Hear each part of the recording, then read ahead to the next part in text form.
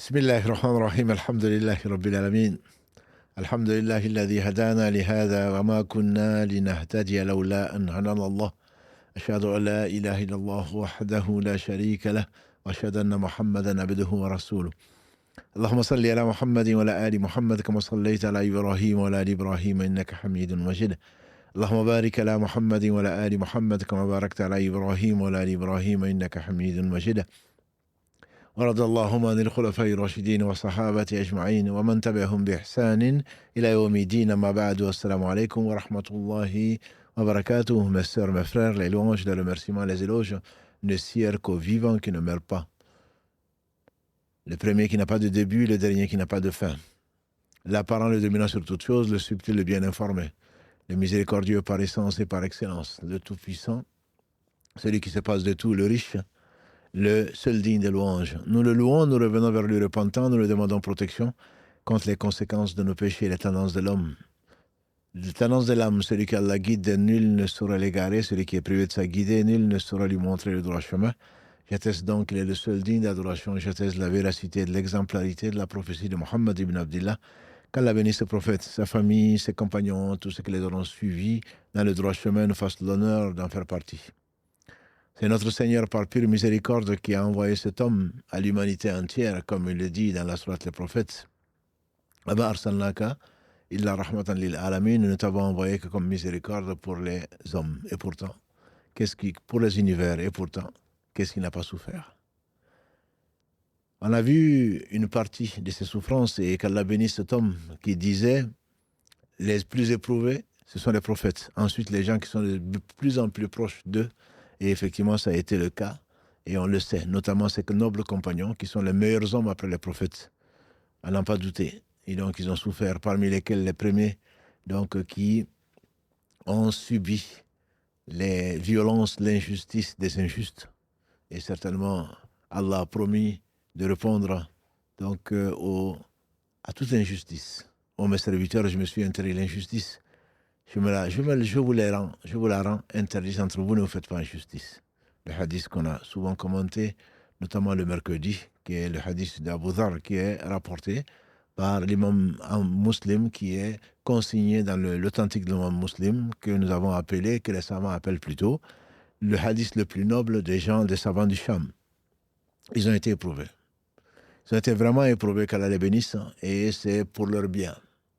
C'est pour leur bien, et jour après jour, mois après mois, depuis la proclamation donc, de l'unicité d'Allah subhanahu wa ta'ala, le caractère éphémère de ce monde est surtout la résurrection, puisque les polythéistes ne croyaient pas à la résurrection. Adorer Allah encore, il acceptait, mais à condition de mettre des intermédiaires, donc il adorait au travers donc, des idoles pour leur rapprocher, comme ils le disent, Ma na'buduhum illa liyuqarribuna illa Allahi zulfa, dans la sourate Az-Zumar, 39, verset 3, en fait, nous ne les adorons pas en réalité. Ce n'est qu'une semblance, c'est pour que ceci nous rapproche d'Allah de façon plus efficace, on dirait. Et très certainement, ils croyaient en Allah, en sa seigneurie, mais pas en sa divinité. En sa seigneurie, puisqu'ils savaient que c'est lui qui avait tout créé, comme Allah nous le rappelle très certainement. Donc, de persécution à torture. Nous avons vu le cas de Bilal, nous avons vu le cas de Mus'ab, nous avons vu le cas de Khabbab ibn Arat, nous avons vu le cas de Ammar ibn Yasser qui a renoncé à la foi par la langue alors qu'en réalité il croyait, puisqu'il a vu son père Yasser succomber. On a vu ça la semaine dernière, succomber aux tortures. Il a vu sa mère Soumeya qui a été assassinée par Abu Sufyan, par Abu Jahl plutôt, le pharaon donc, de cette communauté. Tout ceci a été noté dans l'histoire et Allah est témoin et Allah suffit comme témoin. Et tout ceci, le prophète sallam, bien entendu, les consolait. Et malgré cela, il est considéré comme impatient. En effet, comment pourrait-il être patient pour comprendre des choses que Allah subhanahu wa ta'ala ne leur a pas expliquées, ne leur a pas fait comprendre. D'ailleurs, on dit que c'est dans ces circonstances que le Coran venait bercer donc la douleur, consoler ces hommes qui étaient persécutés et ces femmes également. On dit également que cette sourate, par exemple la sourate 18, le Coran venait narrer donc les récits des gens qui ont été persécutés avant les prophètes alayhim salatu wassalam, et les gens qu'Allah avait choisis pour les éprouver, comme on en a parlé également la semaine dernière, notamment les gens qui ont été jetés dans le feu, les bébés qui ont parlé au berceau, plutôt dans le sein de leur mère, pour les conforter, afin qu'elles résistent aux assauts de l'injuste. Il n'y a pas pire défi, il n'y a pas pire douleur que ressent un injuste quand celui qui est opprimé résiste à son oppression. Ils ne peuvent pas l'accepter parce qu'ils sont des orgueilleux, puisqu'ils refusent la vérité et ils se prennent pour ceux qui ne sont pas.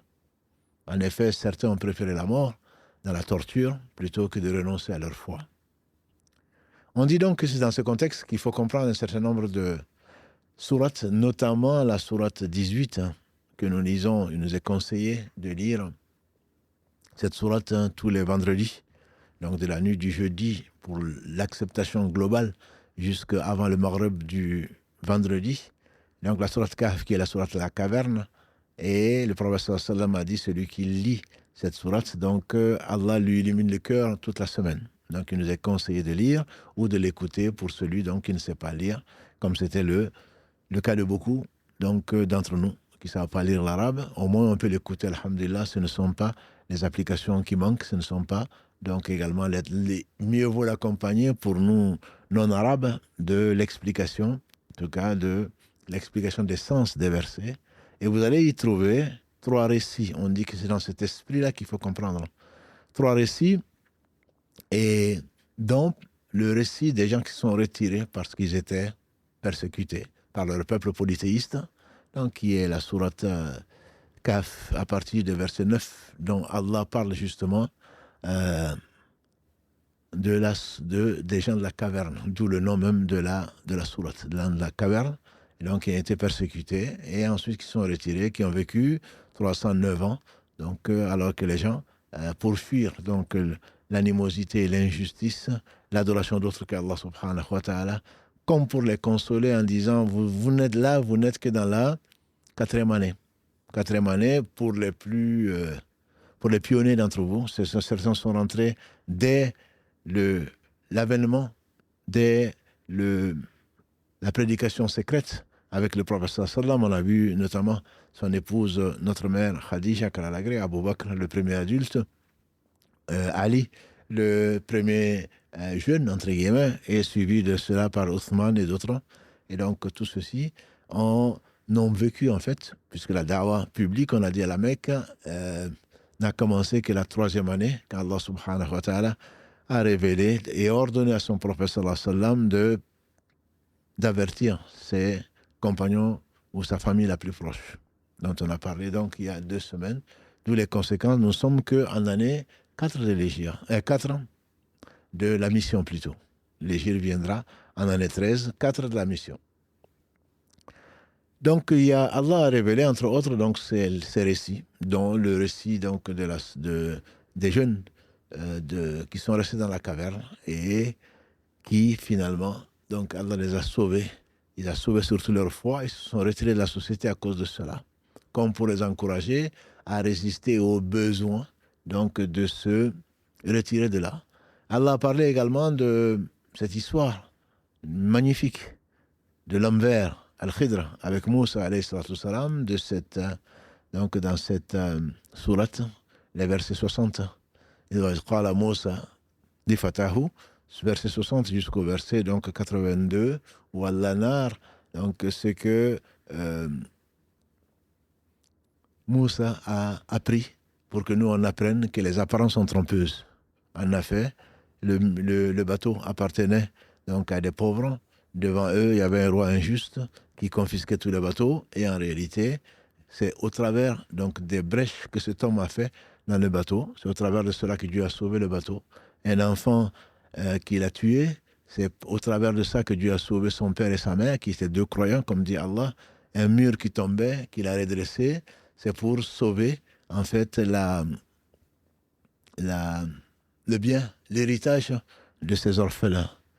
Et il a tout ceci pourquoi ? Pour nous faire apprendre que les apparences sont trompeuses. Et Allah ne fait que le meilleur.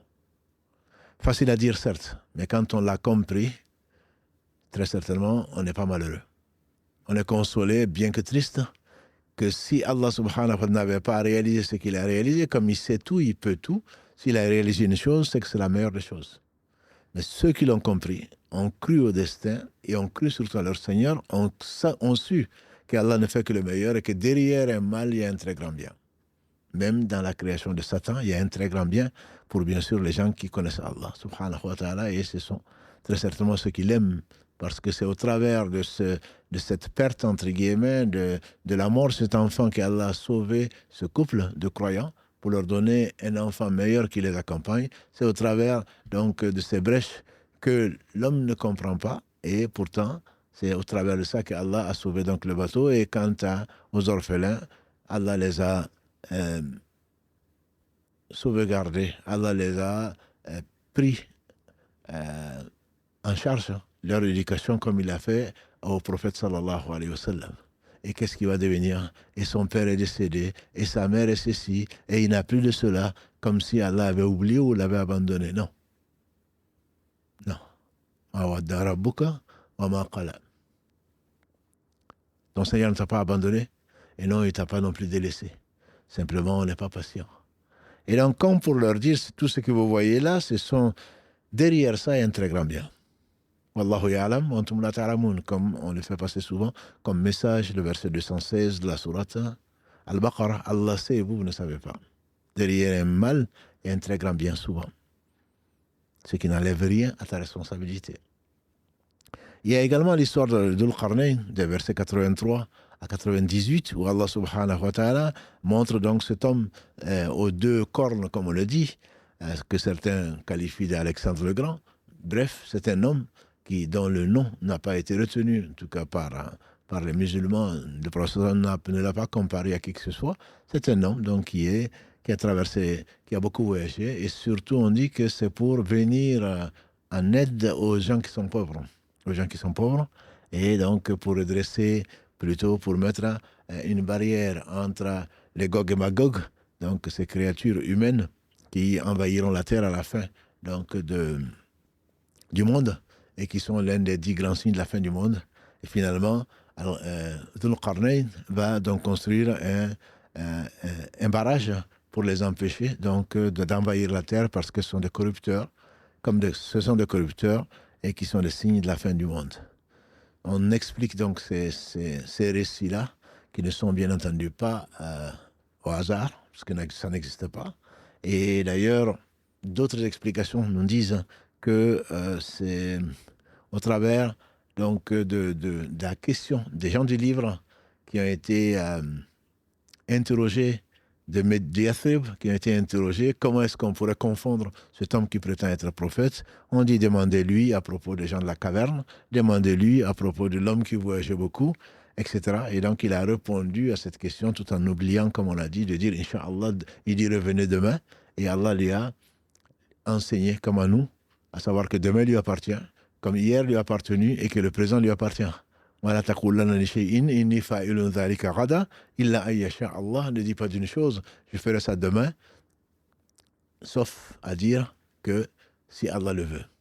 Et d'ailleurs, l'histoire de l'homme vert, comme vous le savez, Al-Khidr, on dit que Moussa, alayhi salatu salam, hadith rapporté, consigné en tout cas par l'imam al-Bukhari, qu'Allah leur fasse tous miséricorde, on dit que Moussa, quand il a fait un discours subjugant, un discours éloquent qui a touché les cœurs des fils d'Israël, quelqu'un lui a demandé, est-ce qu'il y a plus savant que toi? Et qu'il aurait répondu, non, il n'y en a pas. Et on dit que ça, c'est une erreur que peuvent commettre les prophètes, alayhi salam, par oubli, certainement pas par orgueil, et qu'Allah lui a rappelé qu'au-dessus de chaque savant, comme il le dit dans la sourate 12, il y a un savant, il y a plus savant, c'est-à-dire lui. Al-Khidr va lui dire d'ailleurs, quand ils vont voyager ensemble, qu'il va voir un oiseau en train de prendre quelques gouttes d'eau quand ils étaient dans le bateau, quelques gouttes d'eau de la mer. Il dit, Ya Moussa, la science que Allah t'a donnée que je n'ai pas, la Torah et ce qui t'a révélé, et la science que moi j'ai qui t'a pas donnée, c'est-à-dire que l'explication de certaines choses, ça ne représente pas par rapport à la science d'Allah, pas plus que ces gouttes d'eau par rapport à l'étendue de la mer. Et donc on ne connaît pas Allah.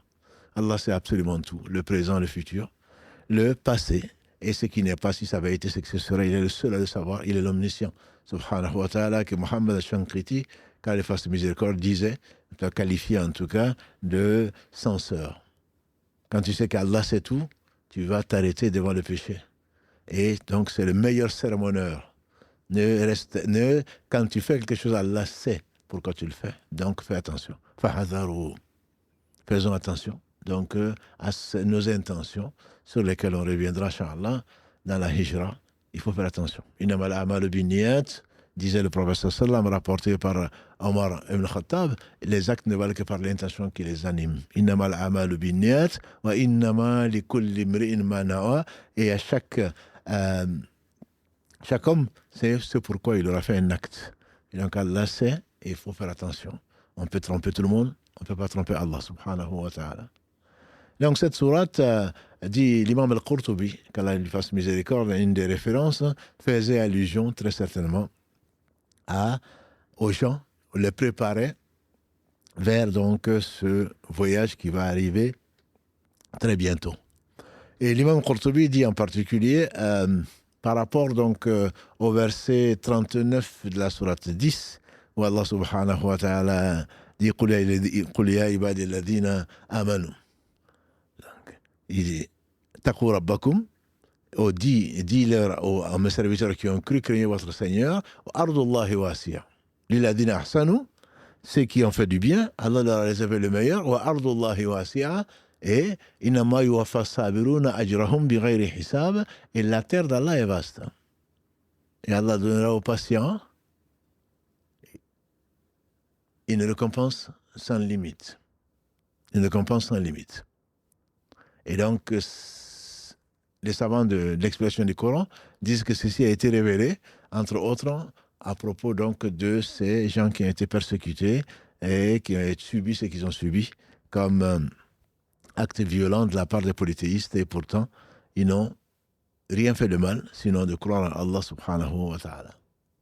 Il y a un autre verset qui est donc le verset 41 de la sourate 16, où Allah subhanahu wa ta'ala promet aux gens qui ont fait la hijra, qui ont fait donc walladhina hajaru, ceux qui ont fait donc la hijra et qui ont fait les bonnes actions, Allah dit subhanahu wa ta'ala qu'il leur réservera une belle part, une récompense dans ce bas monde et dans l'au-delà. Dans l'au-delà, on dit que tout ceci amenait, poussait donc les gens à se préparer, à se séparer de leur peuple comme ces jeunes de la sourate 18 et à aller ailleurs comme si ça les préparait psychologiquement, et notamment donc le verset 56 de la sourate 29 à l'Ankabut, où Allah subhanahu wa ta'ala dit Jalla wa ala Ya ibadi alladhina amanu Ya ibadi alladhina amanu Taqou rabbakum inna ardallahi wasi'a Fayaya fa'budun. Ô mes serviteurs, croyants, craignez Allah subhanahu wa ta'ala, craignez votre Seigneur, la terre d'Allah est vaste et vous avez à m'adorer. Donc tout ceci préparait une chose que vous connaissez certainement, c'est la hijra, donc la fuite, l'émigration d'un groupe donc, de compagnons du prophète sallallahu alayhi wa sallam. C'est le premier groupe donc, en année 5 de l'Hégire. Et le prophète sallallahu alayhi wa sallam cherchait partout de l'aide, puisqu'il était le plus compatissant des hommes, quand il voyait ces gens et qu'il ne pouvait rien pour eux, sinon prier Allah subhanahu wa ta'ala et partager lui-même. Il était persécuté, comme on a vu. Donc il y a deux épisodes. Lui-même était persécuté et ses compagnons également l'étaient. Donc il avait de la compassion, il avait dans son cœur la miséricorde qu'Allah a mis donc, pour les univers. Que dire alors de ses compagnons qu'il voyait torturés au point. Donc il a dit à la famille de Yasser, je ne peux rien. Votre rendez-vous, ce sera le paradis. Donc c'est là qu'il a dit, le prophète sallam, aux gens qui étaient persécutés, parmi eux en tout cas, les gens qui étaient persécutés, il leur a suggéré de partir en Abyssinie, en actuel, donc en Habasha, ça s'appelait comme ça à l'époque, en Abyssinie, en actuelle Éthiopie, où il y avait un roi, donc chrétien, juste, sous le règne duquel il n'y a pas d'injustice. Sous le règne duquel il n'y a pas d'injustice. On dit donc qu'il y a eu à ce moment-là 12 hommes et 4 femmes qui ont pris le bateau pour partir. Ça a été fait de façon secrète, puisque les Quraysh n'ont appris qu'après le départ qu'ils avaient fui, et donc ils les ont poursuivis. Mais Allah a voulu que le bateau ait déjà quitté le port, donc pour aller vers l'Éthiopie actuelle. Parmi ces hommes, donc parmi ces 12 hommes et les 4 femmes, il y a ceux que vous connaissez certainement, notamment Othman ibn Affan, radiallahu ta'ala anhu, le 3e calife de l'islam, celui par qui Allah nous a laissé le Coran, en tout cas sous la forme définitive. Il y a sa femme qui est Ruqiyya, qui est la fille du prophète sallallahu alayhi wa sallam, donc il l'accompagnait. Et il y en avait d'autres. Il y avait notamment le frère maternel du prophète sallallahu alayhi wa sallam, Abu Salama, et son épouse, donc Salama, qui ensuite, quand elle est devenue veuve, Allah a inspiré au prophète sallallahu alayhi wa sallam de l'épouser. Il y avait Mus'ab ibn Umayr, donc on a vu, qui était très aimé de sa famille, on a vu ça la semaine dernière, et qui a été emprisonné, qui a fui finalement, et qui est parti donc à Habasha, qui est parti en Éthiopie, il en faisait partie. Il y avait parmi eux Othman ibn Maz'oun, qui également donc, a connu beaucoup de tortures, dont nous avons également parlé. Il y avait parmi eux Abu Sabra, il y avait Abu Hudayfa. Tous ceux-ci sont connus pour être, donc, pour être des gens parmi les 12 hommes qui sont partis, de même également que leurs femmes. Donc on a parlé de Salama, qui est l'épouse, qui a été épouse donc d'Abu Salama, ensuite qui est une des mères des croyants, puisqu'elle a été épousée plus tard, bien qu'elle était plus vieille que le prophète sallam, qu'elle avait des enfants. Elle a trouvé d'ailleurs ce prétexte pour repousser la demande du prophète sallam, qui finalement, on le sait, ce n'est pas pour cela, c'est Allah qui a voulu l'honorer, puisque son mari, Abu Salama, est mort martyr, et Allah a voulu donc qu'elle soit consolée par la compagnie du meilleur des hommes, Muhammad sallallahu alayhi wa sallam. Il y avait donc parmi également les 4 femmes, il y avait Kulthum, pas Kulthum, qui est donc la sœur de Ruqayya, une des filles du prophète sallam, qui ensuite va devenir l'épouse à la mort de sa sœur Ruqayya, qui va devenir l'épouse du prophète sallam. Non, c'est une autre, Kulthum ici on dit, donc qui également était avec son mari, et donc Abu Sabra, qui faisait également partie de cela. Il y avait une certaine Leila, dont le mari également donc faisait partie des gens qui sont partis. Et il y avait également donc Sahla qui était la femme Sahla ibn Suhail. Donc Sahla en arabe c'est facile. Ibn Suhail c'est également facile. Elle s'appelait Sahla, quelque chose de facile, et Suhail c'est quelque chose de facile également. Donc la facile fille du facile, qui était donc également de l'épouse de Abu Hudayfa. Ce sont les 4 femmes qui ont accompagné les 12 hommes. Ils ont été donc en Abyssinie. Ils ont été bien accueillis par les Abyssiens. Et notamment, comme l'a précisé le prophète sallam, ils avaient comme empereur An-Najashi, qui était donc un homme juste, comme l'a dit le prophète sallam, un homme juste sous le règne duquel il n'y a pas d'injustice. Donc ces 16 musulmans ont été bien accueillis en Abyssinie. Et voilà que donc ceci s'est fait quand ils ont fui la première migration donc vers l'Abyssinie. Ceci s'est fait au mois de Rajab de la 5e année. Mois de Rajab étant l'un des 4 mois sacrés. Celui qui est détaché, le prophète sallam a dit que le jour où Allah a créé les cieux et la terre, comme il le dit lui-même dans la sourate 9, verset 36, donc Inna idda shuhuru inda Allahi 12 shahra.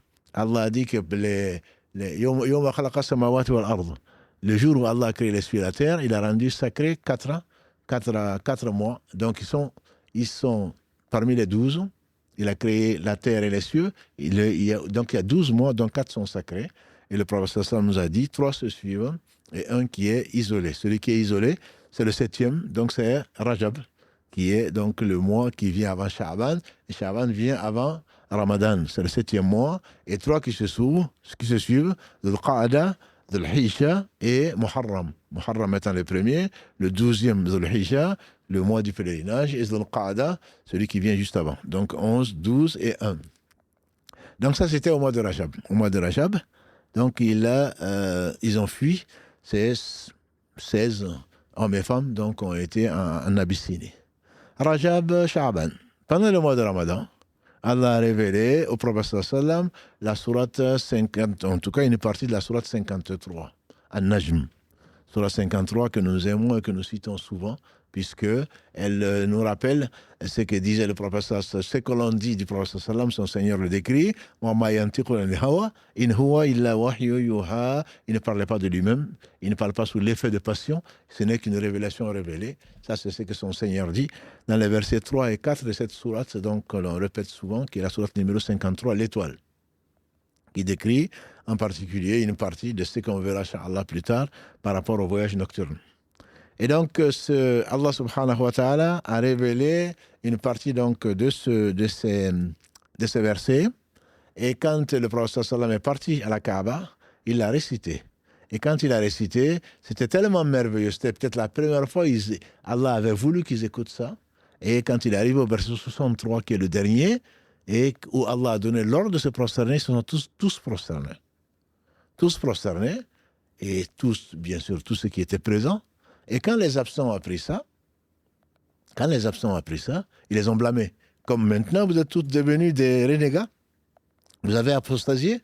Ils ont dit non, c'est parce que dans les versets 19 à 20 de cette sourate 53, le prophète sallam aurait dit Afaraytum al-Lat wal-Uzza. Voyez-vous, dit Allah subhanahu wa ta'ala, al-Lat wal-Uzza, donc deux de leurs fausses divinités, wa Manat, qui est le troisième. Vous voulez-vous, donc, à vous, les hommes, les garçons, et vous donnez à Dieu les filles. Donc, tel est un partage qui n'est pas équitable. Et donc, eux, Shaitan leur a fait entendre, ou en tout cas ce qu'ils prétendent, que le prophète sallam aurait dit, voilà, Lat et Uzza et Manat, qui sont des intermédiaires qui pourraient intercéder pour vous.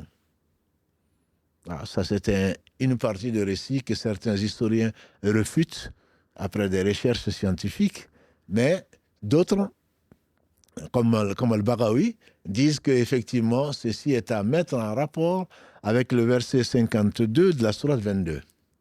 Dans la sourate Al-Hajj, verset donc 52, Allah subhanahu wa ta'ala dit au prophète sallallahu alayhi wa sallam, il n'y a pas de messager que nous avons envoyé avant sans que Shaitan ne fasse mettre dans les cœurs des gens le contraire de ce qui a été révélé. Donc, pour réconcilier tout ça, on peut dire, et Allah seul sait ce qui s'est passé, certains refutent que non, ce n'est pas vrai, c'est un mensonge de la part des polythéistes qui irrésistiblement ont été obligés de se prosterner, tellement c'était beau, tellement c'était vrai, tellement ça les a pénétrés, mais ils ont trouvé ce prétexte-là pour le dire. D'autres disent non, le prophète n'a jamais dit ça, bien sûr. Dans le Coran, vous n'allez jamais trouver ce verset-là. Le prophète n'a jamais dit ça. Mais quand il a récité les versets 19 et 20 de la sourate An-Najm, Shaitan a fait entendre ceci. Et donc là, ils étaient fiers. Enfin, le prophète, Mohammed plutôt, aurait reconnu donc leur divinité et il leur accordait au moins une importance puisqu'il pourrait les intercéder auprès d'Allah subhanahu wa ta'ala pour eux, comme ils le prétendent. Et bien entendu, ils ne pourront pas le faire. Ce ne sont que des prétentions. Toujours est-il que, quand on dit que quand les 16 qui ont été en Abyssinie, quand ils ont entendu ça, parce que le téléphone arabe, ça ne date pas d'aujourd'hui, quand de bouche à oreille, ils ont entendu ça, donc ça c'était pendant le mois de Ramadan, quand de bouche à oreille a entendu ça, ils seraient revenus donc, à la Mecque en disant, mais tout le monde naturellement a quitté, surtout quand on a été contraint de quitter son pays, c'est avec plaisir qu'on y retourne. Donc ils voulaient retourner, et quand ils sont arrivés à quelques kilomètres de la Mecque, ils ont appris en réalité, que ce n'était pas vrai. Ils se sont prosternés, certes, mais que ce n'était pas du tout.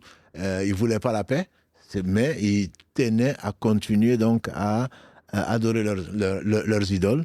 Et certains seraient retournés donc en Abyssinie, d'autres seraient rentrés quand même au pays, et ils ont été protégés par certains qui ont pu leur accorder leur protection, mais toujours est-il que quand ils sont revenus dans leur famille, ils ont été encore plus persécutés, et la persécution n'a fait qu'augmenter. N'a fait qu'augmenter pour les autres croyants qui n'ont pas été.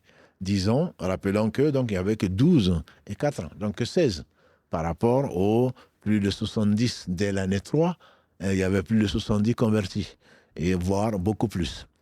Donc la répression a continué et même s'est intensifiée, et c'est là que le prophète sallallahu alayhi wa sallam donc a 2 mois après, le mois de Shawwal, Shawwal c'est après Ramadan. Donc on a dit la révélation a été faite pendant Ramadan, et Shawwal, donc il y a un autre groupe, la deuxième hijra, si on peut l'appeler ici, mais c'est la même hijra puisqu'ils ont été donc en Abyssinie. C'est la deuxième vague de hijra qui contenait, on dit 83 ou 82 hommes, 18 ou 19 femmes.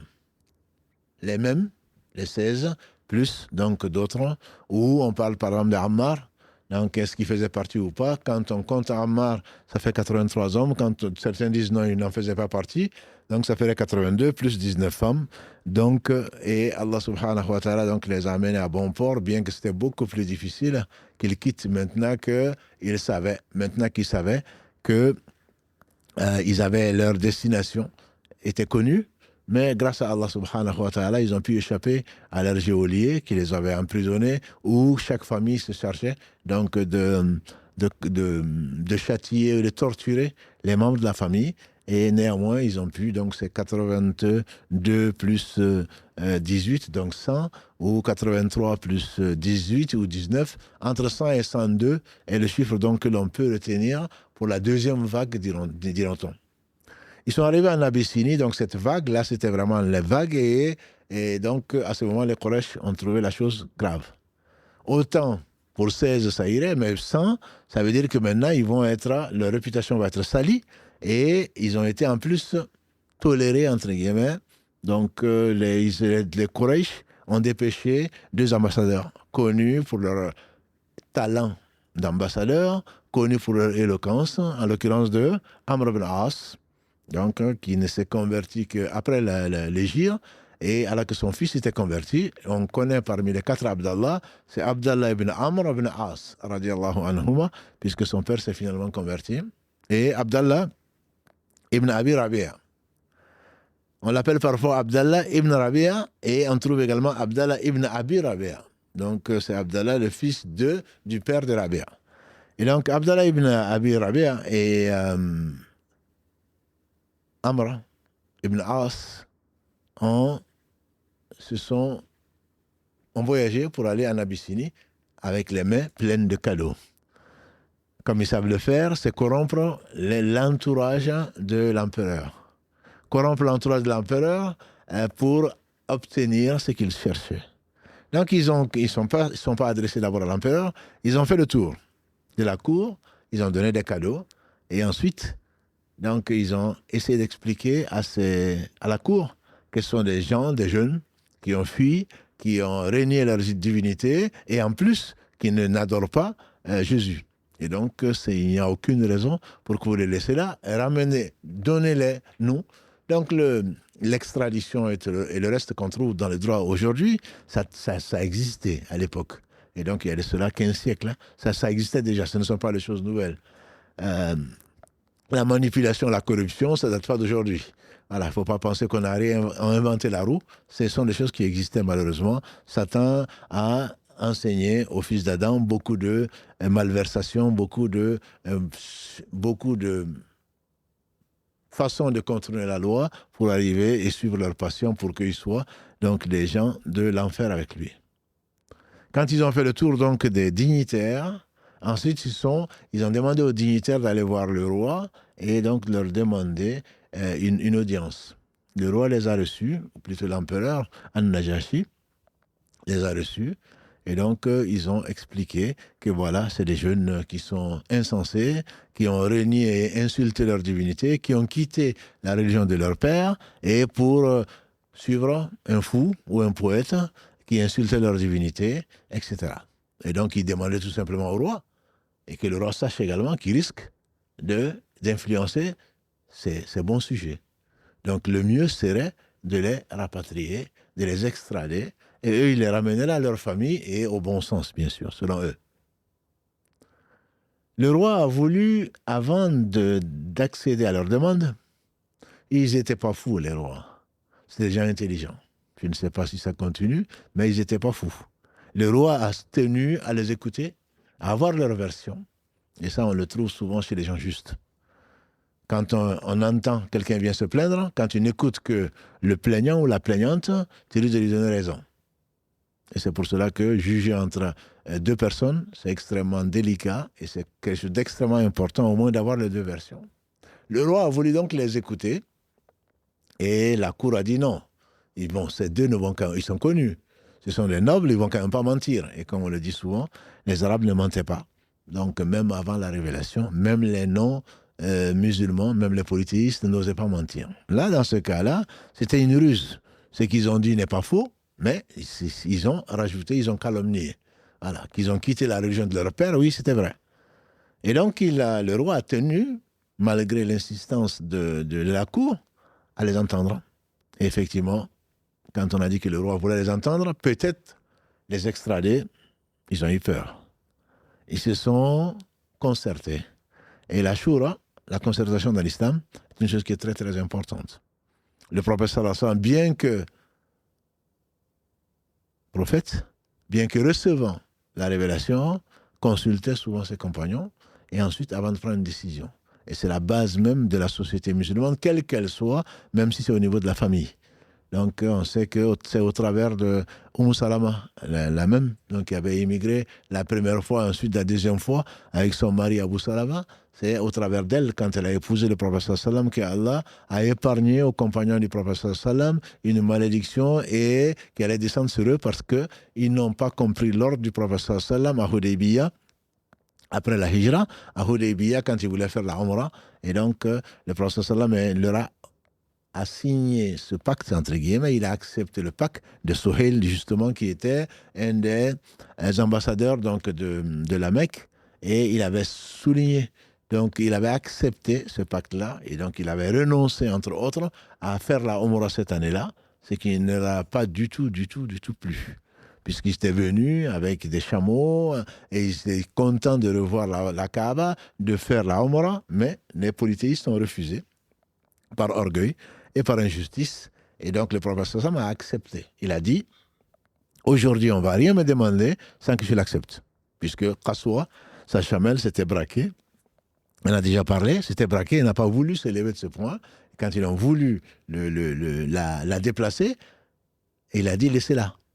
C'est celui qui a maîtrisé, qui a ordonné à l'éléphant de ne pas bouger, contre l'éléphant donc amené par Abraha, c'est lui-même qui a interdit à Qaswa, donc la chamelle du prophète sallam, de se lever. Et sur ces entrefaits, donc la délégation est venue négocier. Le prophète sallam a accepté finalement de revenir. 10 ans de paix, etc. Et qu'on verra, Inch'Allah, dans le détail, si Allah nous prête vie, quand on arrivera à la trêve de Hudaybiyah, qui a été considérée, Allah l'a appelée une victoire, dans la sourate qui porte son nom d'ailleurs, la sourate 48, Al-Fath. Et le verset 1, que Allah subhanahu wa ta'ala dit qu'il a appelé ça une victoire. Inna fatahana laka fatham mubina. On t'a accordé une victoire éclatante. Donc c'est notre mère Salama, au travers d'elle, que Allah subhanahu wa ta'ala a sauvé les compagnons. Le prophète sallam, il est rentré, il a dit, rasez-vous, on ne va plus aller à la Umrah. Ils sont restés là, surpris, ébahis et déçus de ne pas pouvoir aller à la Umrah. Le prophète sallam est rentré dans sa tente et il était accompagné de Salama et il dit à Salama, ton peuple va être détruit. Ils ont désobéi au messager d'Allah. Elle lui a dit à Rasulallah, et si tu sortais et tu appelais ton coiffeur qui te rase, peut-être qu'en voyant ça, peut-être qu'ils vont se raser. Qu'Allah la bénisse. Il est sorti, il a écouté, il n'a pas dit oh femme, tais-toi.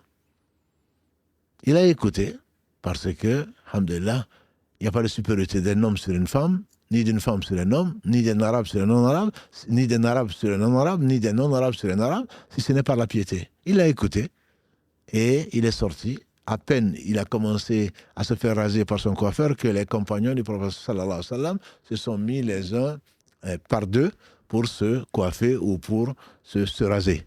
Et donc, la consultation est une valeur sûre de l'islam, dans la famille, dans une compagnie, que ce soit avec tes amis, que ce soit avec tes enfants, que ce soit avec tes parents, que ce soit avec tes collègues, avec quoi que ce soit, là, c'est une valeur sûre. Si le professeur Sam l'a fait, c'est que là, tu ne peux pas t'en passer. Ou alors tu es un orgueilleux.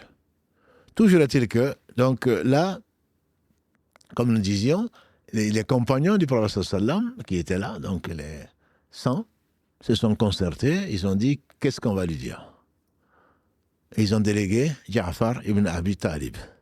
Ja'far, c'est l'un des fils donc, qui avait fait la hijra, et c'est l'un des fils d'Abu Talib, donc c'est un frère de Ali ibn Abi Talib, le 4e calife honoré de l'islam, et un cousin, bien sûr, de Muhammad sallallahu alayhi wa sallam, puisque Abu Talib était son oncle, et donc c'était Ja'far, qu'Allah subhanahu wa ta'ala lui accorde son paradis. Il a été désigné comme porte-drapeau à une bataille qu'on verra, Inch'Allah.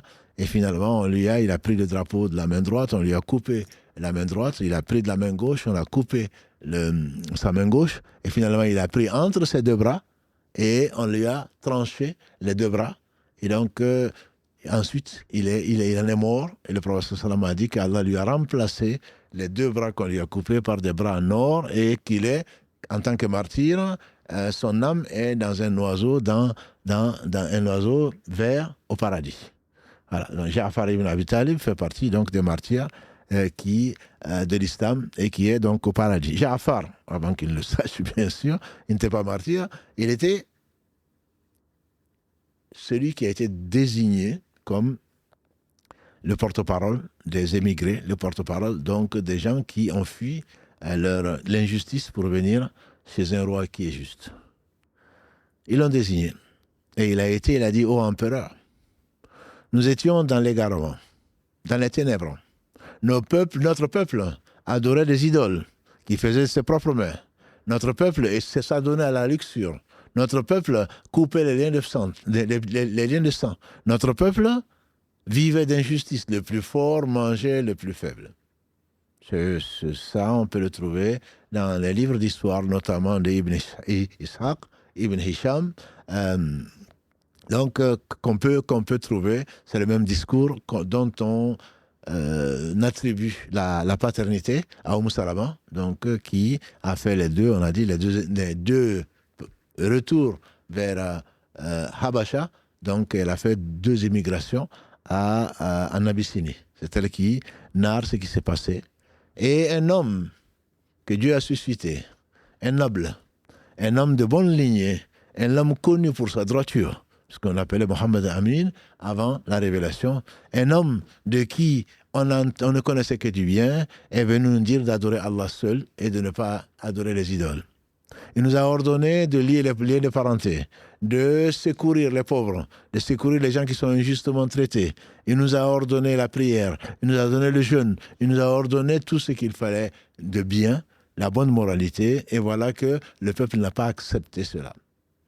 Et donc c'est pour cela que c'est lui-même qui nous a dit, allez en Abyssinie, là il y a un empereur sous le règne duquel il n'y a pas d'injustice. Nous sommes donc venus dans ton royaume ou dans ton empire, comptant sur Allah, en espérant donc que ce message sera effectivement celui que tu comprendras. Alors quand l'empereur a entendu ça, il n'a pas cru sur parole. Vous savez, j'aime beaucoup ces récits, surtout avec les hadiths d'Héraclus et d'Abu Sufyan. Les questions qu'il posait étaient extraordinaires, mais c'est pas, le temps nous manque. Alors l'empereur leur dit, vous dites ça, est-ce que vous pouvez me réciter ce que dit cet homme? Alors Ja'far a commencé à réciter la sourate Maryam. Ja'far a commencé à réciter la sourate Maryam, donc la sourate numéro 19, les versets 16 à 21. Wadhkur fil kitabi Maryam. Rappelle, ô Mohammed, l'histoire de Maryam. Quand elle s'est retirée du côté de l'Orient, et elle a mis entre elle et son peuple un hijab, une séparation. C'est à ce moment-là qu'on lui a envoyé un ange sous la forme d'un homme parfait. Et elle a demandé protection à Allah contre un homme si vraiment l'homme était pieux. Et l'homme lui dit, je ne suis qu'un envoyé d'Allah pour t'annoncer la naissance d'un enfant dont le nom sera Jésus, fils de Marie. Et elle s'étonne. Comment aurais-je un enfant alors qu'aucun homme ne m'a touché? Et Allah dit, il en est ainsi. Quand ton Seigneur veut une chose, c'est lui qui dit soit et la chose elle est. Ça, c'est une affaire qui est déjà décidée. On dit que quand, c'est ceux d'entre vous qui ont vu le message à Risala, c'est quand l'empereur et les prêtres entendaient ça, leurs yeux débordaient de larmes. Et il a dit, entre ce que tu viens de dire et ce que disait Jésus, c'est la même origine. Ça, c'est vraiment la même origine. Alors, restez là, vous êtes tranquille, vous êtes assuré de mon soutien. Les deux ambassadeurs, on peut imaginer leur état. Alors, ils ont réfléchi toute la nuit. Et Amr ibn As, avant d'être musulman, donc il a dit à Abdallah ibn Abi Rabi', il lui dit, demain, il me reste encore une flèche dans mon narquois, il reste encore une flèche. Demain, je vais leur dire qu'ils blasphèment contre Jésus. Le lendemain, on dit que Abdallah lui dit non, ne le fais pas. Il dit si, je vais le faire. C'est ma dernière arme, mais je vais l'utiliser. Le lendemain, il va voir l'empereur et dit il t'a dit ce qu'il t'a dit, mais ce qu'il t'a caché, c'est qu'ils disent que Jésus n'est pas le Fils de Dieu. On rappelle Ja'far. On imagine son stress. Mais on ne ment pas. Ça, c'est une chose qui est extraordinaire, mes frères. Quand on entend, on a dit, le musulman, le croyant ne ment pas. Il n'est pas croyant au moment où il ment. Le croyant ne ment pas, malgré qu'il risque d'être expulsé du royaume et de l'empire. Malgré qu'il risque ce qu'il risque, il ne ment pas. Et on a dit que si Allah, dans le verset 106, on a dit, la sourate 16, si Allah a justifié le fait que Ammar a bien fait de renier la foi, entre guillemets, alors que le cœur était tranquille, c'est vraiment dans des conditions exceptionnelles. Le prophète, alayhi salatu wassalam, comme vous le savez, et vous pouvez le trouver dans le livre, dans le chapitre du mensonge de l'imam al-Nawawi, qu'Allah lui fasse miséricorde, le prophète a dit qu'on ne peut mentir que dans 3 cas. Quand on risque pour sa vie, alhamdoulilah, c'est confirmé par ce verset 106 de la sourate 16, quand ce qui se passe dans la guerre, voilà, ça c'est quand on veut réconcilier deux personnes, et même là, mes frères et sœurs, il ne s'agit pas de mentir. Les savants disent que c'est utiliser une subtilité, comme par exemple, est-ce que tu ne sais pas, comment tu vas le considérer comme un ennemi alors que c'est quelqu'un qui prie pour toi? Ah oui, il prie pour moi. En entendant ça, on va penser que c'est donc non, même quand il prie pour moi. En réalité, tu dis bien, Yakana Boudou, Yakana Stain. Tu pries pour tous les musulmans, tu pries qu'Allah les guide. Ce sont des sont des subtilités. Plutôt, ce sont des subtilités et qui ne sont pas vraiment du mensonge. Mais dans le cas pour réconcilier, parce que le but c'est de réconcilier, Allah aime, wasul khair, comme dit Allah, la réconciliation est mieux. Si on ne peut y arriver qu'en jouant avec les mots, on peut le faire. Et c'est qu'un homme peut dire à sa femme, dans le sens bien entendu, pas de la tromper, dans le sens de consolider donc leur foyer et leur amour. Là, le mensonge, chez Dieu, c'est important. Dieu a interdit le mensonge. Et il n'y a pas de discussion dessus. Et, alhamdoulilah, on reviendra peut-être lundi pour les personnes qui s'amusent à mentir, c'est quelque chose d'extrêmement grave. Et donc, malgré ce qu'ils risquaient, ils n'ont pas menti. Et Ja'far a dit, l'empereur lui dit, alors qu'est-ce que vous dites de Jésus? Il a dit, nous disons ce que le prophète dit. Jésus est un serviteur de Dieu. Que Dieu, c'est le Verbe et l'Esprit que Dieu a envoyé à Marie. Et c'est un prophète. Alors, le roi a dit, entre ce que toi tu dis et ce que Jésus dit, il n'y a pas une différence qui dépasse entre le majeur et l'index. C'est exactement ce que dit Jésus lui-même. alors il est hors de question. Reprenez vos cadeaux et il est hors de question que j'expatrie ou que j'accepte l'extradition plutôt, donc de ce groupe d'hommes qui sont des croyants. Restez ici, vivez ici et librement. Et c'est ainsi que Allah a sauvé donc la centaine de croyants et la promesse d'Allah est vraie et elle est proche des croyants. La miséricorde d'Allah plutôt est proche des croyants. La promesse d'Allah est toujours vraie. C'est An-Najashi, comme vous le savez. An-Najashi est mort musulman. Comment on le sait? D'abord, Salama, justement, le prophète Sallam a demandé à Najashi plutôt, quand le prophète était en contact avec lui, dans la mesure où, soit c'est par l'ange Gabriel, soit par... Il a été informé un jour, quand il était à Médine, l'ange Gabriel est venu lui dire en disant « Lève-toi, prie sur ton frère, Najashi, il est mort ». Et donc c'est la prière qu'on appelle la prière as-salat al-janaza lil-ghaib, c'est-à-dire la prière funéraire sur un défunt qui est absent. Le prophète alayhi salam s'est levé, on dit même qu'il en a pleuré quand il a entendu ça.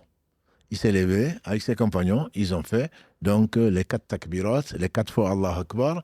La première, comme vous le savez, on lit la Fatiha basse voix. La deuxième, on prie sur le prophète sallam comme on le fait dans notre shahoud. Allahumma salli ala Muhammadin wa ala ali Muhammad. La troisième, après le troisième Allah Akbar, on prie pour le défunt, pour sa famille. Quatrième, Allah Akbar, on prie donc pour le défunt, pour les défunts croyants. Et ensuite, on dit salam alaikum. Voilà, la salat, c'est un des devoirs, donc un des 6 devoirs des musulmans sur son frère. On se doit donc de prier sur lui. C'est un droit donc, du musulman, même après sa mort, sur ses frères. Et donc, le prophète sallam a prié sur lui, et on sait qu'il a adhéré, et il a adhéré donc à l'islam, au message que Allah a envoyé au travers de Mohammed sallam, qui vient confirmer ce qui a été donné à Jésus alayhi salam. Et Jésus lui-même, comme il le dit, il a été donc envoyé pour confirmer la Torah et annoncer la nouvelle, la venue d'un prophète dont le nom était Ahmad sallallahu alayhi wa sallam. Ce qui est important dans ce que l'on vient d'entendre, c'est de savoir premièrement qu'il y a sur terre, il y a des gens qui sont justes.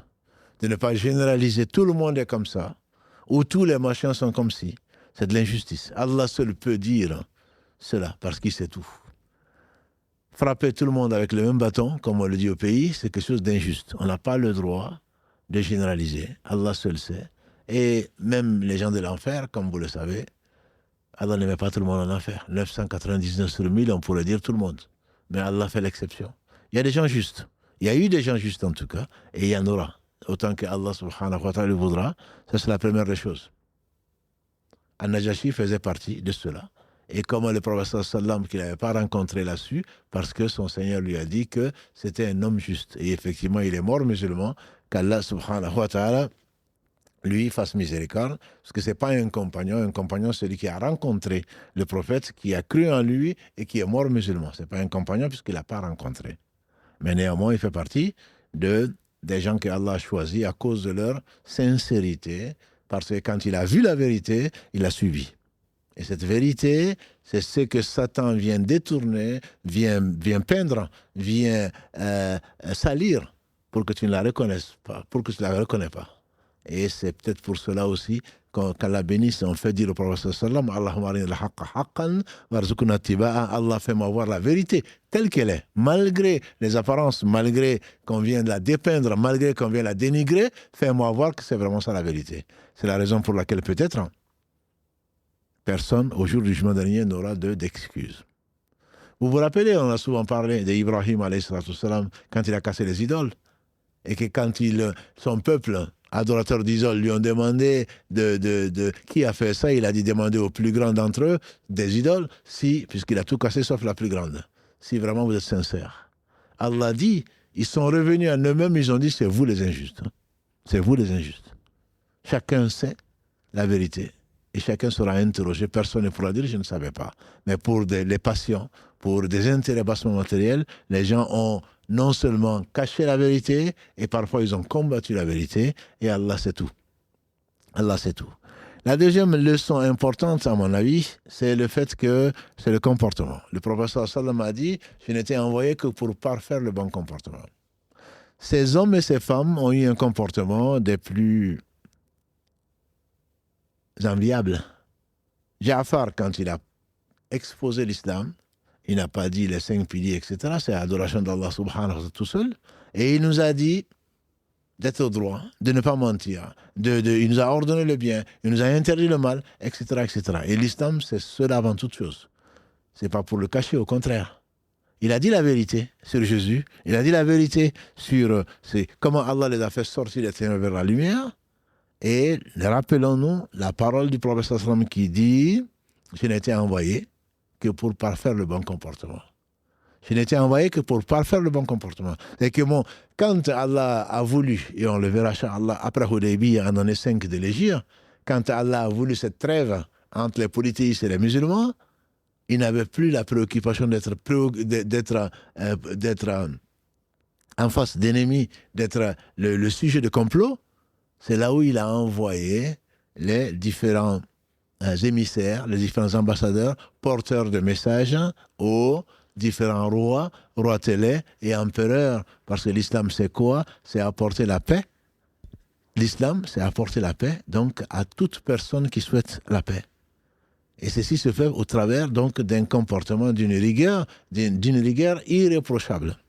Ce n'est pas parce qu'il y a un intérêt quelconque matériel que l'on voit pour déformer la vérité. On l'a dit telle qu'elle est, avec le meilleur comportement. Dieu ne dit-il pas « Udu ila sabili rabbika bil hikmati wal mu'idati al-hasana.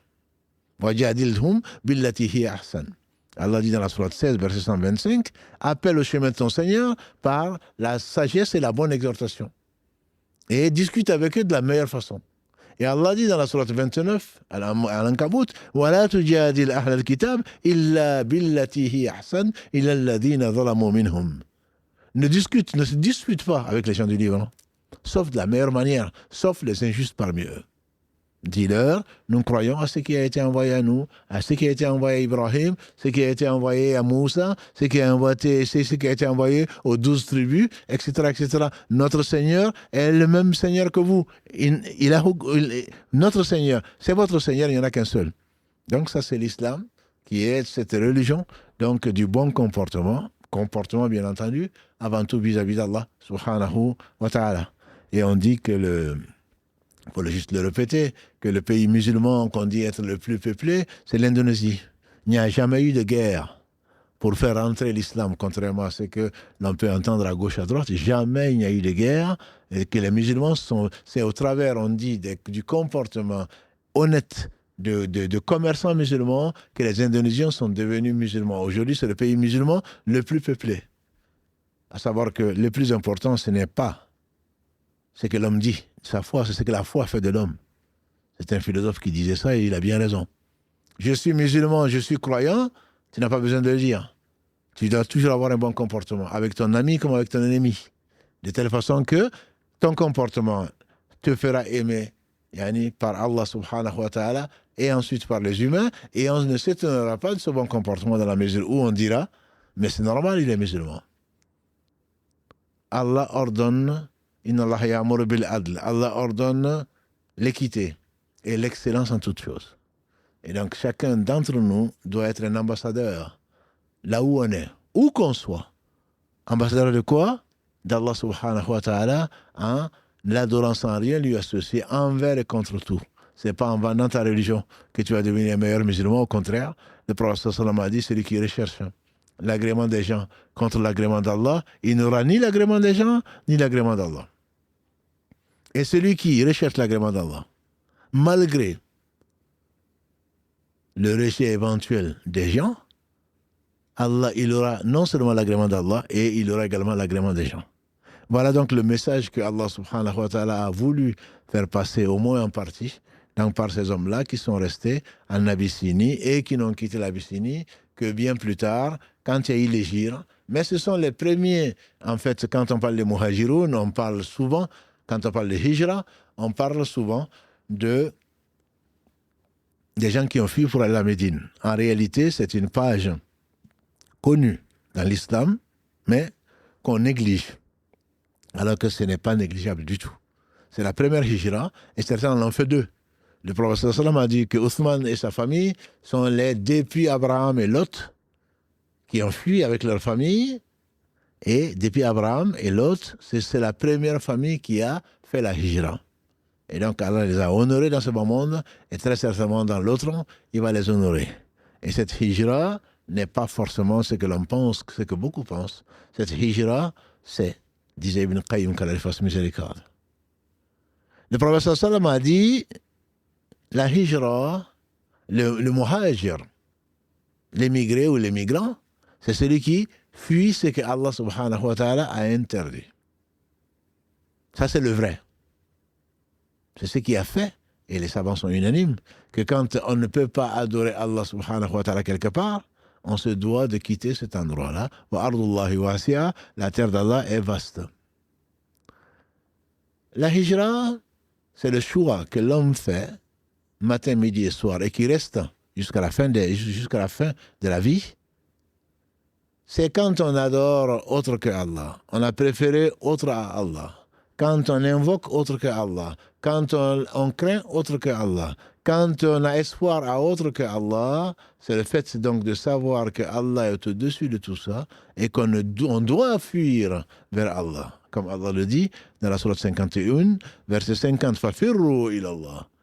Fuyez vers Allah, c'est-à-dire qu'on fuit le faux, on fuit les apparences, on fuit les passions pour aller vers Allah, pour adorer Allah, pour aimer Allah, parce qu'on aime. Toute désobéissance vient de ce bas monde, l'amour de ce bas monde. En réalité, toute désobéissance vient de là. Donc, penser que on s'accroche à autre que Allah, c'est ça le contraire de la hijra. La hijra, c'est mettre Allah avant toute chose, et donc mettre tout ce qui t'est proposé, ton espoir, tes craintes, tout ce que tu recherches, il faudrait que Allah subhanahu wa ta'ala soit donc le but que tu recherches, que l'au-delà soit le but que tu recherches. C'est ça la vraie hijra. Et Allah va nous le montrer, en particulier quand des hommes et des femmes par centaines vont fuir donc la Mecque pour aller à Yathrib, donc à Médine, on n'y est pas encore, mais ces gens ont fui la Mecque pour aller où? Pour aller, la Mecque c'est la meilleure des terres, c'est le meilleur endroit sur la terre. Allah l'a choisi malgré les conditions géographiques. Mais ils ont fui leur famille, ils ont abandonné leurs meubles et leurs immeubles, tout ça pour aller où?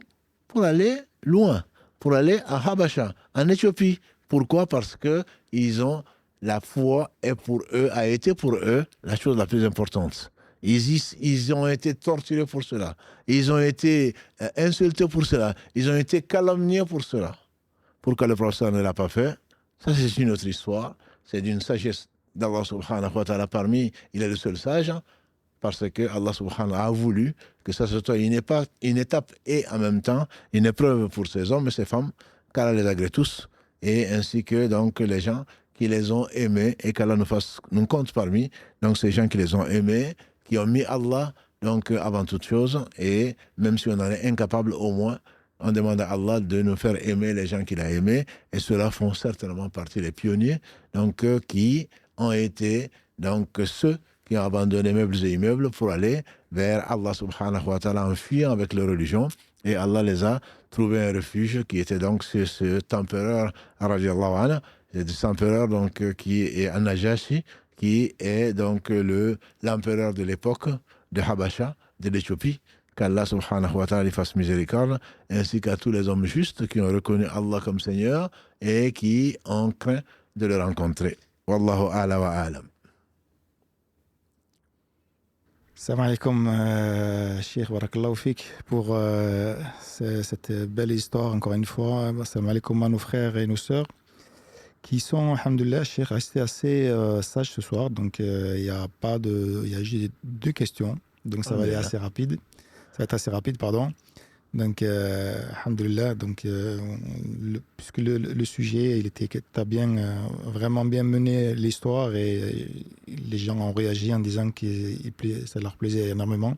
Surtout quand tu as fait le rapprochement avec le film, donc avec le passage du message. Moi, la question que j'avais posée, puisque tu avais commencé par ça, Cheikh, c'était concernant la lecture de Surat Al-Kahf. Et la question, c'était, est-ce que c'est important, on sait que c'est important de la lire tous les vendredis, est-ce que c'est important de la lire complètement? Est-ce que c'est juste le début? Est-ce que c'est juste la fin? Et est-ce que la lire en français, je sais que cette question elle est revenue souvent, mais je la repose parce que je sais qu'elle est sur les lèvres de beaucoup de nos internautes. La lire en français, c'est le même impact. La sourate Al-Kahf, donc, c'est une sourate qui est très très riche de 110 versets. Et le prophète sallam nous a donné, entre autres privilèges qu'Allah a accordé à cette sourate, celui qui lit, ce qui retient plutôt. Celui qui retient les 10 premiers versets de cette sourate, Allah le préserve des mots de l'Antéchrist. Donc l'Antéchrist, quand il viendra, et c'est une certitude, il fait partie des 10 grands signes. Et comme l'a dit le prophète sallam, tous les prophètes ont mis en garde contre l'Antéchrist, mais lui, il va nous dire quelque chose que les autres n'ont pas dit, c'est qu'il est borgne, et Dieu n'est pas borgne. Donc il va s'aimer le désordre sur la terre. Et bon, ce n'est pas l'occasion de revenir dessus, mais cela protégera donc les gens qui liront donc, les 10 premiers versets, qui le retiendront plus tôt.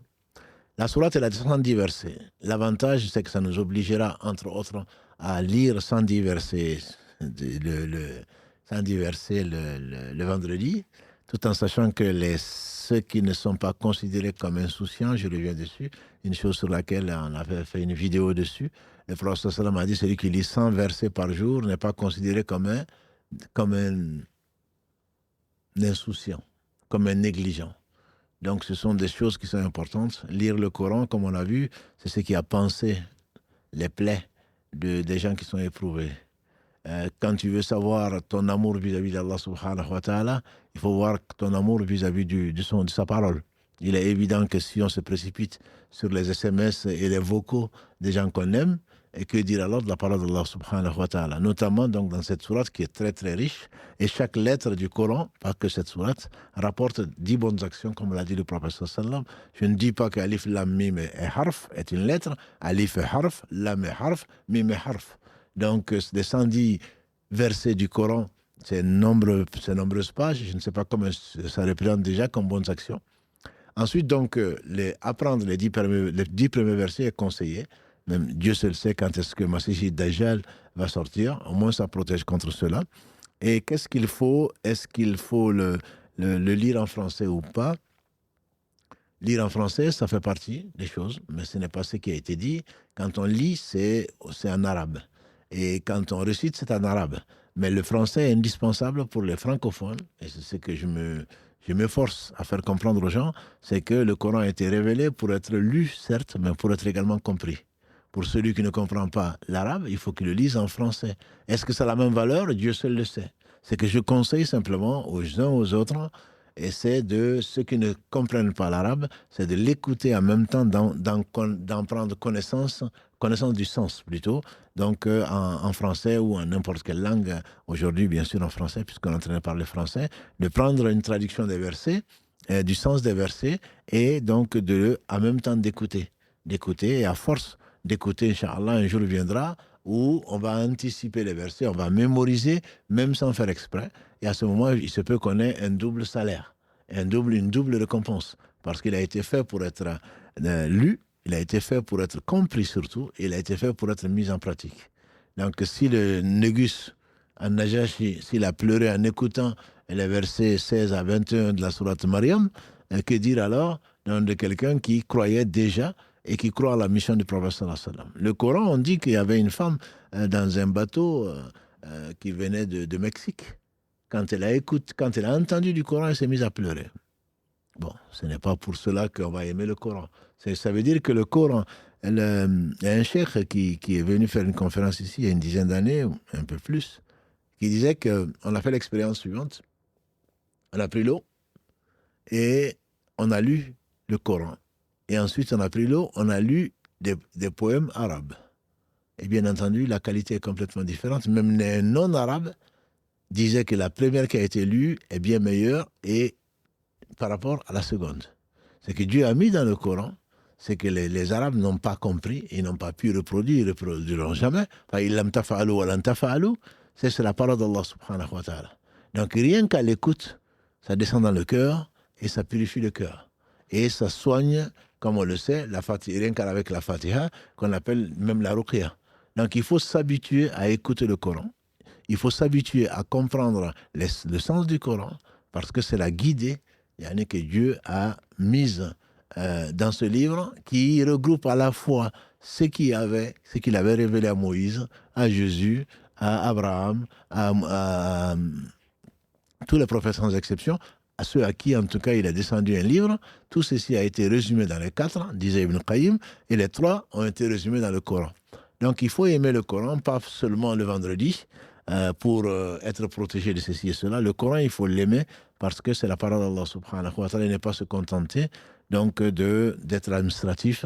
J'ai fini la sourate Kaf alors que le cœur il est ailleurs, ou je le lis en français. Il faut le lire en français. Il faut le lire en français, mais pour moi ça ne suffit pas. Je ne dis pas que ça n'a pas la même valeur, et Allah sait, le prophète sallallahu alayhi wa sallam a dit, celui qui a des difficultés à lire le Coran, il est récompensé doublement. Celui qui le lit avec excellence, il est avec les anges rapprochés. Donc on est récompensé même doublement d'avoir du mal, entre guillemets, à déchiffrer le Coran. Il faudrait que chacun d'entre nous sache pourquoi il vit et considère le Coran donc comme la parole révélée au prophète sallallahu alayhi wa sallam, l'aime et aime l'écouter. Et alhamdulillah, il aura la récompense en fonction donc des difficultés, en fonction de son amour, qu'Allah seul sait. Barakallahu fik, Cheikh. Alhamdulillah, c'est vrai que dans cette sourate, il y a plein d'enseignements. Tu en as parlé encore tout à l'heure.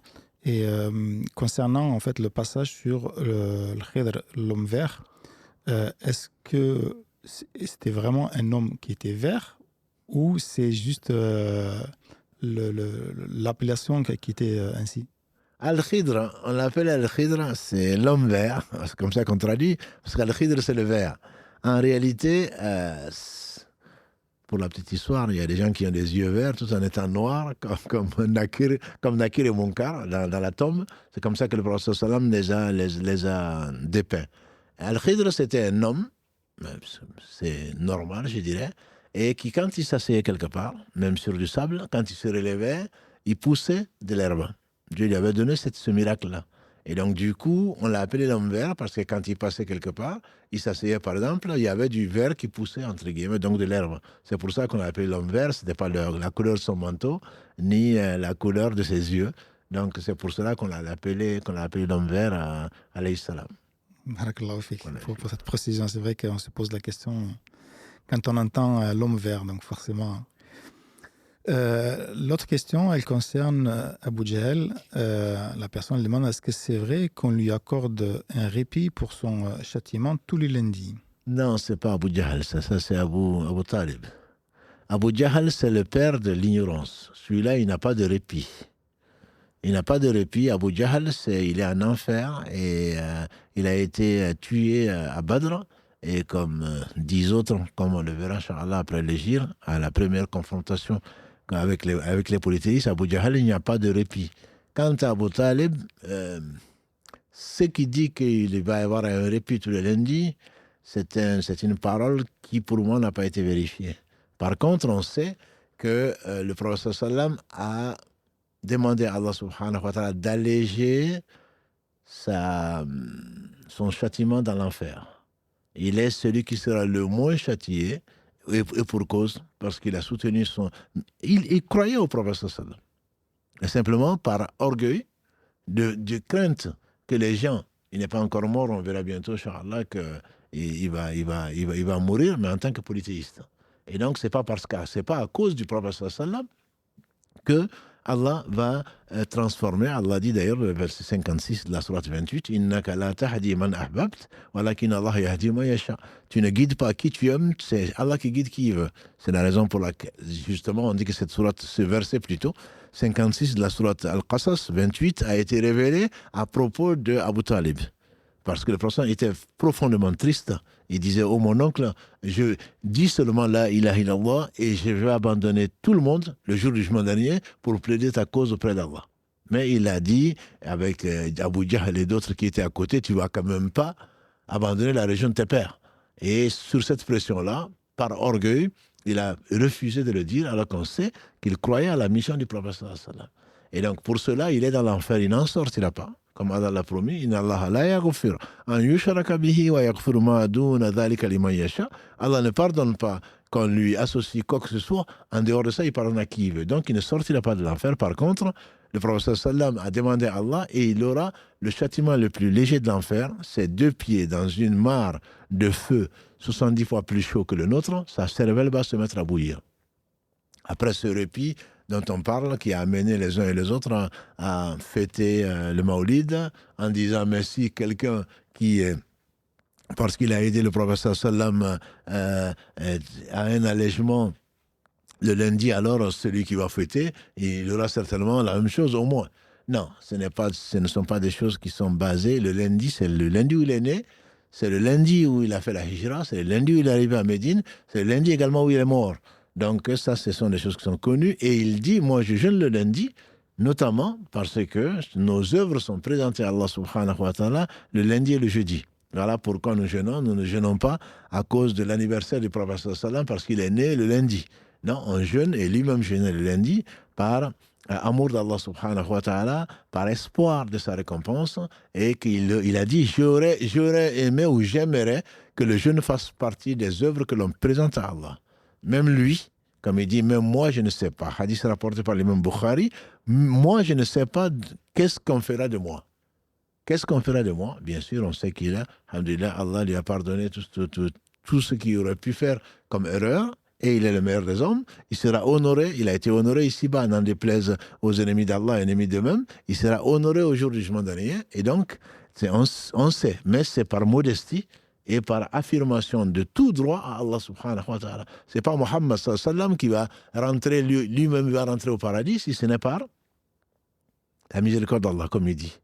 Il dit, aucun d'entre vous ne rentrera au paradis par ses œuvres. Hadith rapporté par les deux, Al-Bukhari et Muslim. On dit même toi, il dit même moi si ce n'est la miséricorde d'Allah.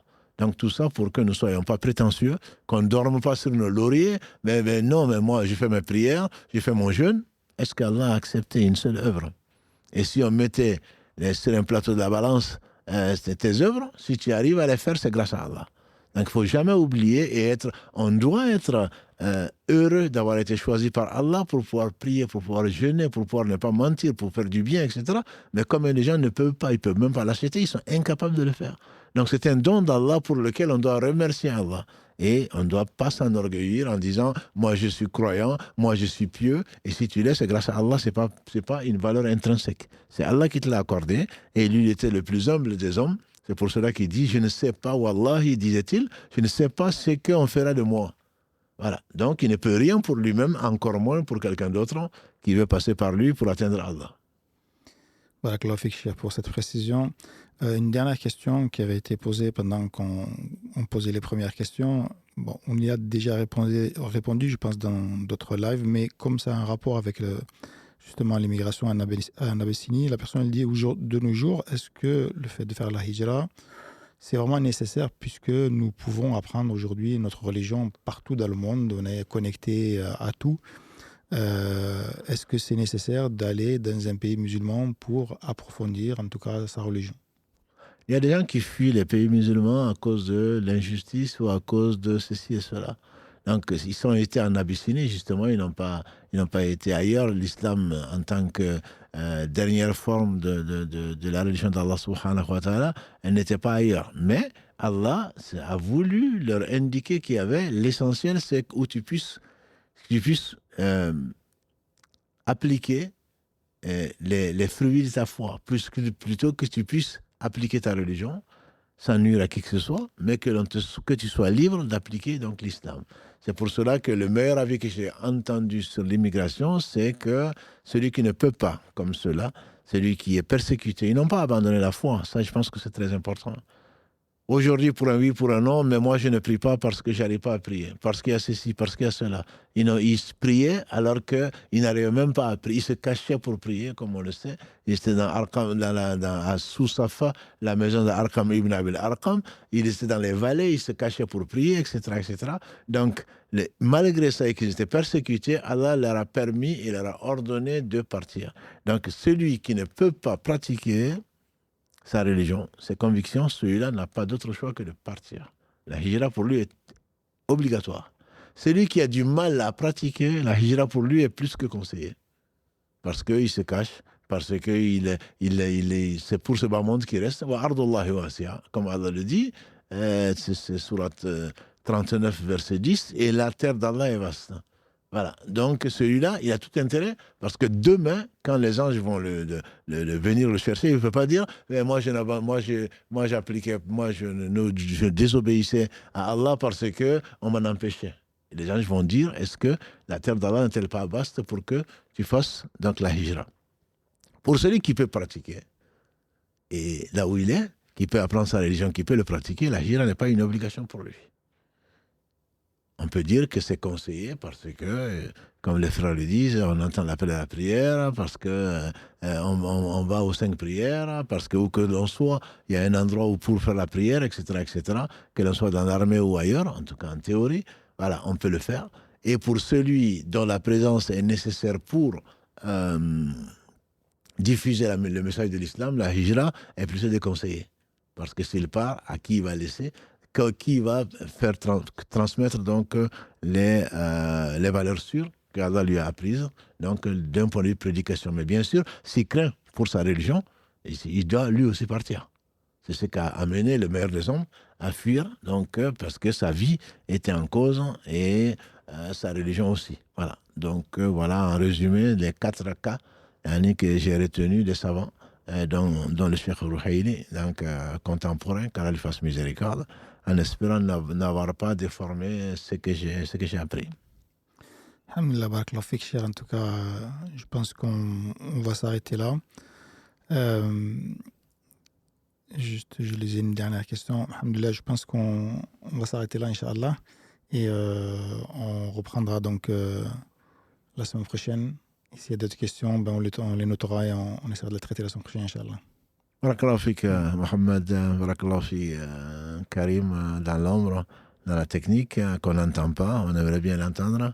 Qu'Allah bénisse donc notre temps, notre vie, et ne fasse pas de ce bas monde notre objectif principal, qu'il fasse de l'au-delà notre objectif principal et qu'il nous accorde son amour, parce que c'est lui qui accorde, c'est lui qui élève, c'est lui qui rabaisse, qu'il accepte le peu qui a été fait grâce à lui, et qu'Allah subhanahu wa ta'ala nous incite et nous mette l'amour des gens qu'il aime, dont les compagnons du prophète sallallahu alayhi wa sallam, et bien entendu le meilleur des hommes, le prophète sallallahu alayhi wa sallam, ses frères prophètes sans exception, et les gens pieux jusqu'au jour du jugement dernier, qu'Allah nous facilite également l'amour des œuvres qui conduisent à son amour, c'est ce que l'on demande souvent. Allahumma inni as'aluka hubbak, hubba man yuhibbuk, wa hubba amal alladhi yuqarribuna ila hubbik. C'est ce que son Seigneur lui a enseigné alors qu'il était dans la prosternation. Donc, notre prochain rendez-vous, Inch'Allah, ce sera lundi, et dès demain, Mohamed Adda mettra donc en ligne donc, le quiz que vous attendez tant sur la zakat, une autre partie de la zakat, Inch'Allah. Vous avez été très très nombreux à aimer et à poser des questions sur la zakat, et peut-être lundi avec Karim, peut-être qu'on va essayer de vous donner les liens, parce qu'on a déjà traité ce sujet. Ne pensez pas qu'on est passé très vite dessus. Si on a fait des quiz dessus, c'est pour vérifier qu'on a bien compris. Certains, bien entendu, n'ont pas assisté à ces cours ou à ces lives du samedi, notamment avec Si Mohamed barakallahu fi. On a fait toute une série sur la zakat et sur la riba. Aujourd'hui, les gens posent à nouveau les questions. Je vous rappelle qu'on a tous ces liens-là, alhamdulillah, sur notre chaîne YouTube. Qu'Allah bénisse les personnes par qui donc on a pu faire cela et qui les ont conservés, qui les ont recensés. Donc les deux Mohamed Adda, Si Mohamed, le frère Karim. Donc, Allah les bénisse et les récompense par le meilleur. Et donc, ne soyons pas paresseux. Souvent, on veut sa propre question et on a la paresse d'aller chercher. Or, en cherchant, on apprend. Et en cherchant, c'est un temps d'adoration. C'est un temps d'adoration. On est dans une société de consommation. Consommation, on veut tout de suite. Alors qu'en réalité, combien de choses on a apprises, Allah le sait, au travers d'une question qu'on a été chercher. On apprend entre-temps beaucoup de choses, plus que ce que l'on va chercher. Et ce qu'on va chercher, c'est la science. Et l'apprentissage de la science, la recherche plutôt de la science, a dit le prophète sallam, est une obligation pour chaque musulman. Talabul ilm, farida ala kulli muslim. On doit savoir comment prier, comment jeûner, comment se marier, comment ceci, comment cela. C'est une obligation. Et Allah subhanahu wa ta'ala a conservé, a révélé puis conservé donc la vérité qu'Allah nous guide donc vers celle-là. Et donc notre prochain rendez-vous, Inch'Allah, ce sera lundi. On va commencer comme d'habitude avec le quiz et ensuite vos questions écrites essentiellement. Et on verra, Inch'Allah, lundi, qu'est-ce qu'on a adopté comme nouvelle formulation en tout cas, de ce live du lundi dont on vient de discuter tout à l'heure. سبحانك اللهم وبحمدك أشهد أن لا إله إلا أنت أستغفرك وأتوب إليك سبحان ربك رب العزة عما يصفون والسلام على المرسلين والحمد لله رب العالمين والسلام عليكم ورحمة الله وبركاته.